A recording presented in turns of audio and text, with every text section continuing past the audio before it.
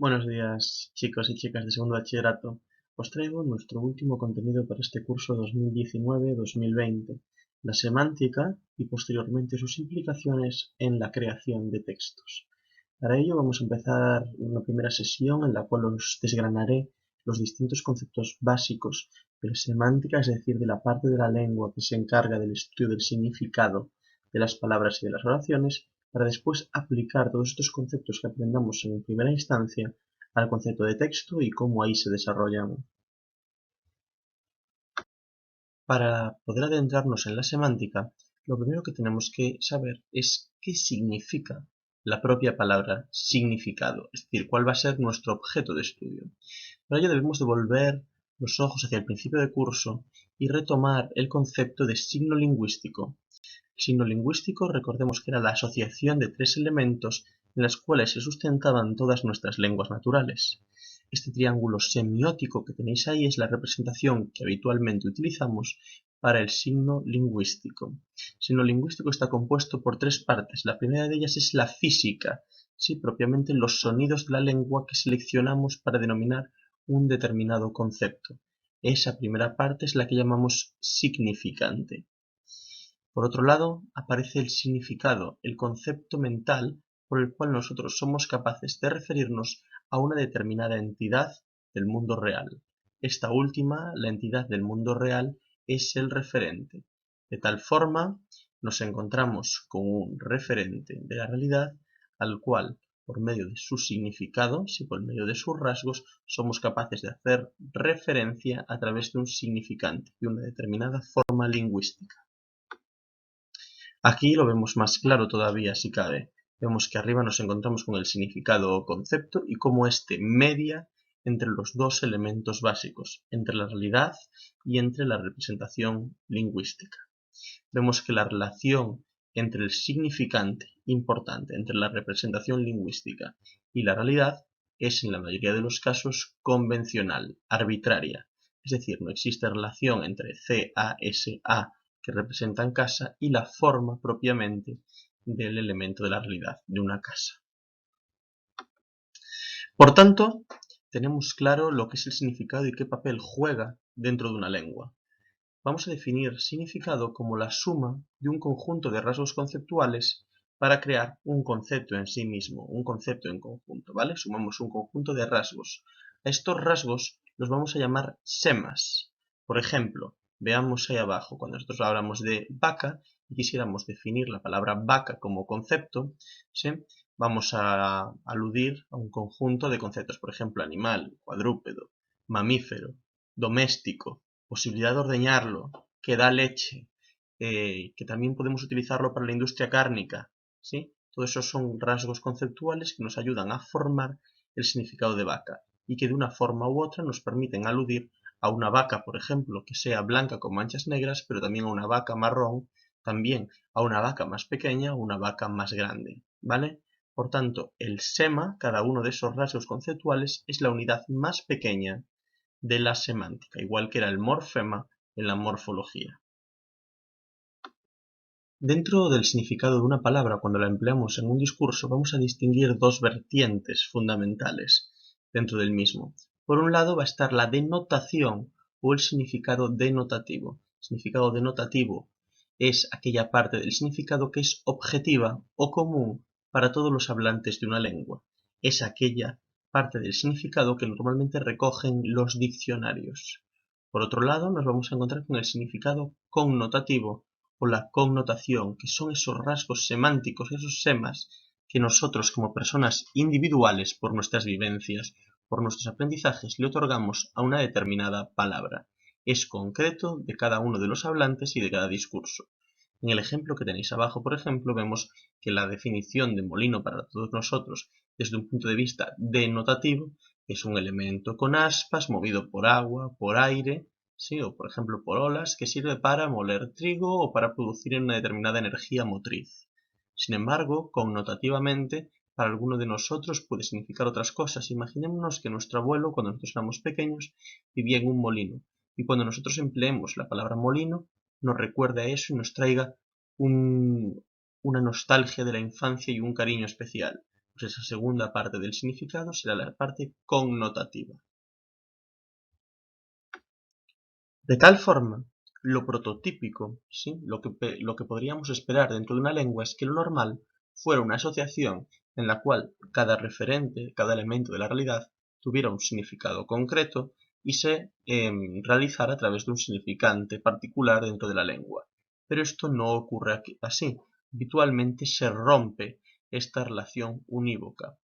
Por eso vamos a encontrarnos con distintos fenómenos semánticos que tenemos que estudiar separados. En primer lugar, la sinonimia, después la homonimia, la polisemia, la hiperonimia y la eponimia, y por último, las relaciones existentes entre contrarios o antonimia. El concepto de sinónimo, en primer lugar, será el que trataremos, es un término que habitualmente empleamos en nuestra lengua común y que todos conocemos más o menos cuál es el significado de este concepto. Es decir, cuando varios significantes en una lengua comparten un mismo significado, hablamos de sinonimia entre esas dos palabras. Sin embargo, podemos encontrar distintos tipos de sinonimia. Vamos a ocuparnos primero de lo que llamamos sinonimia parcial, es decir, cuando los sinónimos no son perfectos, cuando dos palabras no son perfectamente sustituibles en todos los contextos. No pueden aparecer cualquiera de las dos en todos los contextos con un mismo significado. Cuando hablamos de sinonimia conceptual, hablamos de dos palabras que comparten el mismo significado denotativo, es decir, objetivo. Su entrada en el diccionario es prácticamente igual o la misma.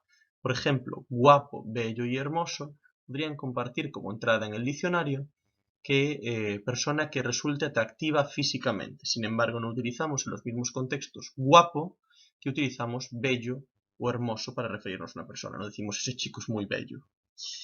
Por otro lado, nos encontramos con la sinonimia connotativa o contextual. Existen distintas palabras que a veces se pueden intercambiar en determinados contextos o con determinados significados y que sin embargo sus entradas en el diccionario son completamente distintas, sus significados denotativos son completamente distintos. Veamos por ejemplo muerto y cansado. Cansado y fatigado prácticamente son sustituibles en todos los contextos. No así muerto. Muerto, yo puedo llegar a casa después de correr 6 kilómetros y decir estoy muerto. Y me estoy refiriendo a que estoy muy cansado en ese contexto. ¿Vale? Sin embargo, muerto, como bien sabemos, no podemos utilizarlo en el entierro de un familiar y modificar ahí muerto por cansado. Se le ve muy cansado en el ataúd. En cualquiera de estos dos casos, como estábamos diciendo, hablamos de sinonimia parcial, porque, repito, no son sustituibles estas palabras en cualquier contexto. Existen, no muchos casos, ¿sí? Normalmente en la lengua, de sinonimia absoluta, es decir, de dos términos que son perfectamente cambiables, intercambiables en cualquiera de sus contextos. En ese caso hablaremos de sinonimia perfecta o sinonimia total. Esto prácticamente solo ocurre en contextos científicos con palabras como, por ejemplo, carbohidratos, glícidos e hidratos de carbono, que son sinónimos perfectos. En segundo lugar, nos ocupamos de la polisemia. Cuidado con la polisemia y la homonimia, estemos atentos para diferenciar estos dos conceptos. Cuando hablamos de polisemia, hablamos de una palabra, es decir, de un significante que tiene varios significados entre los cuales existe una relación, normalmente basada en la metáfora, en la metonimia o en la asociación que realiza el hablante. Todos los significados de esa palabra actualmente provienen de un mismo étimo, de una misma palabra común, por ejemplo en latín. ¿Sí? Y en el diccionario aparecen todos ellos numerados debajo de una única entrada. Fijémonos en el ejemplo. Cárcel, todos sus significados vienen del latín carcer carceris, sirve para aludir al local donde se recluyen los presos, pero también a la pena de cárcel, ¿sí? Y por último también a esa ranura por donde corren los tablones de una compuerta en referencia a las rejas que existen en las cárceles. Todos esos significados provienen de una misma palabra original. No ocurre así, no ocurre lo mismo en la homonimia. La homonimia son dos palabras originalmente distintas en sus lenguas originales que actualmente en nuestro idioma han convergido, ¿sí? Han dado un mismo significante. de tal forma que tenemos dos palabras que actualmente se escriben igual y que tienen significados que no guardan relación alguna, ¿vale? Fijémonos cómo lo presenta el diccionario. En ese caso nos encontramos con dos entradas diferentes, sobre como preposición y sobre como lugar donde guardamos una carta para su envío, no tienen relación alguna entre sus significados. De hecho, una viene del latín super y la otra no conocemos su étimo, como podemos fijarnos ahí, pero no viene desde luego de esa misma forma latina. Dentro de la homonimia distinguimos entre homófonas, que son aquellas que solamente suenan igual pero que se escriben diferente, y homógrafas, que son aquellas palabras que se escriben y suenan perfectamente igual a pesar de provenir de étimos distintos. Examinados estos tres conceptos, entremos en las relaciones que existen entre contrarios, es decir, entre aquellas palabras que habitualmente en nuestra lengua común llamamos antónimos y que hemos estudiado así desde pequeños. Dentro de los antónimos, dentro de aquellas palabras que presentan significados contrarios o opuestos, tenemos que diferenciar tres tipos diferentes. En primer lugar nos encontramos con los complementarios. Son aquellos significados opuestos de dos palabras entre las que no existe ningún tipo de gradación y que la negación de una implica necesariamente la afirmación de la otra. Fijémonos en vestido y desnudo. Si alguien no está vestido, necesariamente ha de estar desnudo. Si alguien no está desnudo, es porque está vestido. Bien, una vez hemos visto los complementarios, vayamos al segundo tipo, a los antónimos de grado. Los antónimos de grado son un segundo tipo de relación existente entre significados contrarios que se refiere a dos palabras, a dos significados opuestos, entre los que sí existe una escala graduable. Esto implica que la negación de uno no implica, no conlleva necesariamente la afirmación del otro. Si algo no está frío, no implica que esté caliente, puede estar, por ejemplo, templado. Sin embargo, la afirmación del uno sí que implica la negación del otro. Si algo está frío, conlleva que no está caliente, ¿vale? Segundo tipo. Antónimos de grado, aquellos significados opuestos entre los que existe una graduación. En tercer lugar, nos ocupamos de los inversos o recíprocos. Estas son relaciones existentes entre dos significados que no son opuestos en sí mismos, sino que lo que muestran es una misma relación vista desde dos perspectivas contrarias. Por ejemplo, tío-sobrino, jefe o empleado, el que si una persona para ti es tu jefe, tú eres para esa persona su empleado. Si una persona para ti es tu tío, tú para él eres su sobrino. Son la misma relación, no son opuestos en cuanto al significado directamente, sino que simplemente son una misma relación vista desde el punto de vista contrario, valga la redundancia. Por último, el último concepto clave de los que presentábamos antes que tenemos que conocer es el de hiperonimia e hiponimia. Cuando hablamos de un hiperónimo, hablamos de una palabra más general dentro de la cual encontramos un conjunto de palabras concretas, ¿sí? Las cuales implican un número mayor de semas que esta general, ¿vale? Tienen más rasgos. El hipónimo es, sin embargo, esta palabra más concreta, ¿sí? Es la relación inversa a la anterior. Es esta palabra más concreta respecto a una determinada palabra, un determinado término más general, ¿vale? Los diferentes hipónimos de un mismo hiperónimo los llamamos cohipónimos. Veamos así las relaciones existentes, este tipo de relaciones, en un ejemplo práctico. Por ejemplo, si tuviéramos por encima la palabra mamífero o animal como hiperónimo, encontraríamos por debajo un conjunto de hipónimos como podrían ser vaca, cerdo, mono. ¿Sí? Entre ellos, vaca, cerdo y mono son cohipónimos, ¿vale? Normalmente el hiperónimo tiene todos los semas obligatoriamente de los hipónimos y además cada uno de los hipónimos añade algún sema diferente a los que contiene el hiperónimo. Por ejemplo, si nosotros tuviéramos animal y examináramos vaca, cerdo y mono, seguramente todas las palabras vaca, cerdo y mono tendrían como primer sema el sema animal y después el sema mamífero. Pero mientras que vaca y cerdo tendrían doméstico, mono no lo tendría. Y mientras que vaca tendría que se puede ordeñar como rasgo conceptual, cerdo no lo tendría. ¿vale? Comparten una gran mayoría de los semas, pero existe al menos uno que lo diferencia del resto de palabras.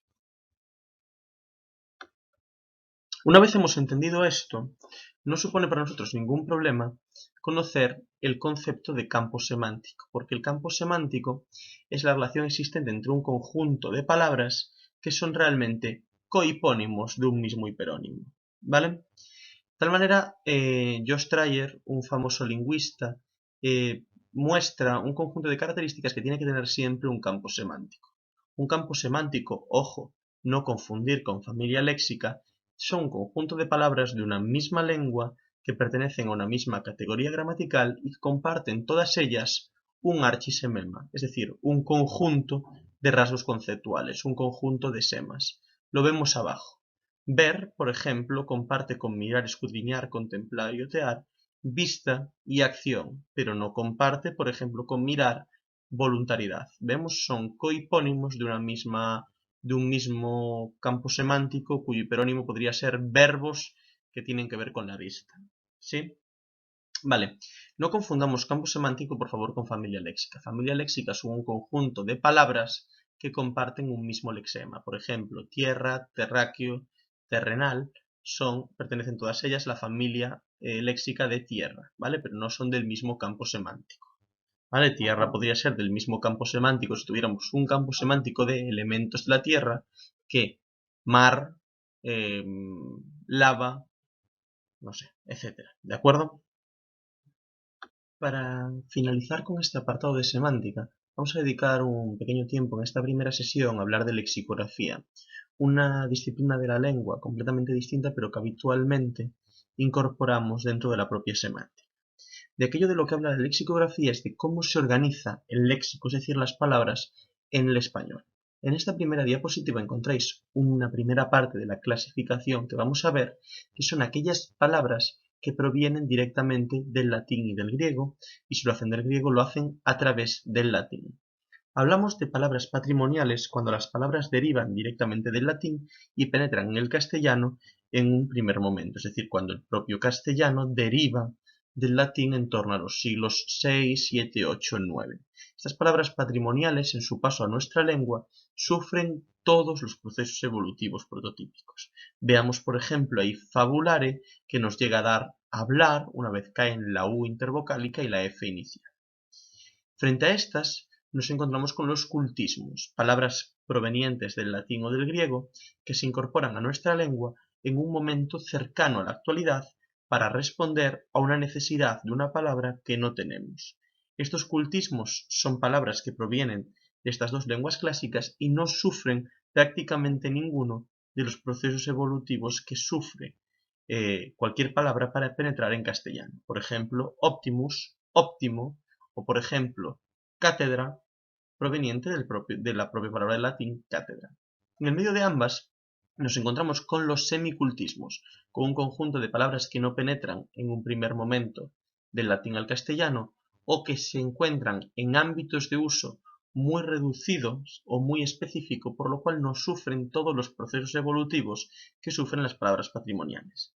Por ejemplo, regula debería dar en castellano la palabra reja si siguiera todos esos procesos evolutivos. De hecho, tenemos la palabra reja, pero también tenemos otra variante de esa misma palabra, que es la palabra regla, que proviene directamente de esta misma palabra latina, pero que no ha sufrido todos esos procesos. Por último, existen lo que llamamos dobletes léxicos. Los dobletes léxicos es cuando una misma palabra latina, cuando un mismo étimo latino como frigidus, da lugar a dos palabras diferentes, una que es un cultismo y otra que es una palabra patrimonial. La palabra patrimonial que proviene de frigidus es frío, sin embargo también podemos utilizar frígido cuando hablamos de algo que está congelado. Lo mismo ocurre con la palabra patrimonial que veíamos antes. De fabulare nos encontramos hablar, pero también, por ejemplo, fábula para remitir a un género concreto de tipo narrativo. Nos hemos ocupado hasta ahora de las palabras del castellano que provienen directamente del latín y del griego. Fijémonos ahora en aquellas voces que no derivan directamente de estas lenguas clásicas. En primer lugar nos encontramos con los neologismos, es decir, palabras nuevas creadas para aludir a una realidad que no existía hasta el momento. Pensemos, Por ejemplo, en hidrómetro. Hidrómetro, o el instrumento empleado para medir la lluvia, es un objeto que no existía anteriormente y que ha necesitado en la actualidad crear una palabra para referirse a él. Esta palabra es un neologismo. Otro tipo de léxico que tenemos en castellano son los llamados préstamos. Los préstamos son palabras que hemos introducido directamente desde otra lengua al castellano. Hablamos de préstamos necesarios cuando no existía en castellano un término para hacer referencia a lo mismo que esa palabra que entra. Sin embargo, el préstamo es innecesario o extranjerismo cuando sí que existe una palabra en castellano para referirnos a ese elemento. Además, dentro de los préstamos tenemos que distinguir entre préstamos adaptados y préstamos no adaptados. Esta clasificación, completamente independiente de la anterior, hace referencia a la forma que tiene un determinado préstamo lingüístico. Si este préstamo lingüístico conserva la grafía, por ejemplo, del inglés y la pronunciación del inglés, pensemos en Twitter o Facebook escrito Twitter o Facebook escrito Facebook, hablaríamos de préstamo no adaptado y tendríamos que escribirlo a cursiva en ordenador y entre comillas si lo hiciéramos a mano. Sin embargo, si nosotros escribiéramos Twitter escrito T-U-I-T-E-R o Facebook escrito tal y como suena en castellano y leído así, serían un préstamo adaptado y ya no precisarían de comillas ni de cursiva. Por último, dentro de los préstamos cabe destacar ese término que tenéis ahí arriba señalado en el recuadro azul, que es el de calco semántico. El calco semántico es la traducción literal de un sintagma o de un conjunto de palabras de una lengua extranjera. Es un tipo de préstamo, por tanto, concreto, traduciendo tal cual al castellano para introducirlo esa estructura, una traducción literal que se consolida en nuestro idioma. Veamos, por ejemplo, skyscraper, con su traducción literal, sky, cielo, scraper, rasca, para dar en castellano rascacielos, ¿vale? Podríamos haber creado otro neologismo completamente diferente, edificio alto, pero hemos utilizado la forma del inglés calcada, rascacielos. Veamos otros ejemplos, en este caso más cómicos, como por ejemplo lo que hace Super Británico en distintas expresiones en Twitter. Por ejemplo, is falling the octopus one. Realmente lo que nos está diciendo, lo que está traduciendo literalmente, está haciendo un calco semántico de está cayendo la del pulpo. Hasta aquí, por tanto, nuestra clase, nuestra primera sesión de esta semana en la que hablamos de los términos fundamentales de semántica, de cómo se crean los significados y las diferentes partes que estos tienen y cómo se organiza el léxico del castellano. Muchas gracias a todos, chicos, y recibiréis la segunda entrega relacionada con esta semántica a mediados finales de semana.